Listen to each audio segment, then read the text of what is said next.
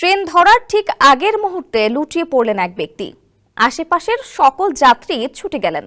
বোঝা গেল তার হার্ট অ্যাটাক হয়েছে। সঙ্গে সঙ্গে প্রাথমিক চিকিৎসা শুরু হওয়ায় কোনো রকমে বেঁচেও গেলেন তিনি। কিন্তু তারপর যা ঘটল তার জন্য মোটেই প্রস্তুত ছিলেন না কেউ।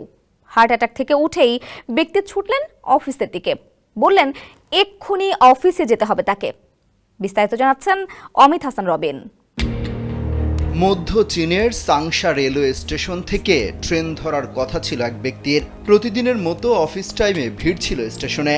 এর মধ্যে আচমকা হৃদরোগে আক্রান্ত হয়ে মাটিতে লুটিয়ে পড়েন 40 বছর বয়সী এক যুবক।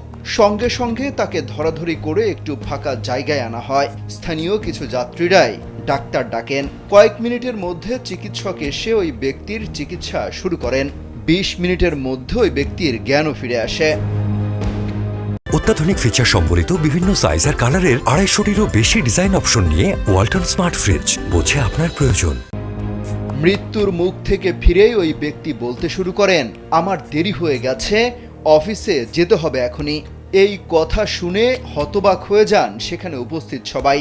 চিকিৎসকরা তাকে বোঝানোর চেষ্টা করেন হার্ট অ্যাটাকে মৃত্যুর ঝুঁকি তো রয়েছেই, তার সঙ্গে পড়ে যাওয়ার ফলে তার মাথাতেও চোট লেগেছে, ফলে আরো মারাত্মক অসুস্থতা হতে পারে।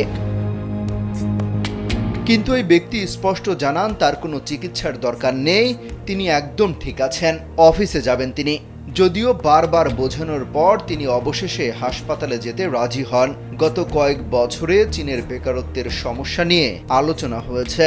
দেশটির ন্যাশনাল ব্যুরো অব স্ট্যাটিস্টিক্সের রিপোর্ট বলছে, গত বছরের নভেম্বর পর্যন্ত 16 থেকে 24 বছর বয়সী বেকারের সংখ্যা 16.1% থেকে বেড়ে 17.1% হয়েছে।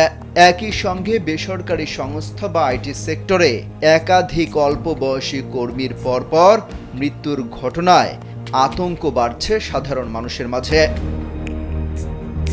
চীনের এই সাম্প্রতিক ঘটনা দেখে নেটিজেনরা বলছেন, এমন অবস্থা তার একার নয়, আরো অনেকে রয়েছে যাদের অবস্থা একই রকম। সব কিছু ছেড়ে কাজের পেছনে ছুটতে হচ্ছে তাদের। অমিত হাসান রবিন, কালবেলা।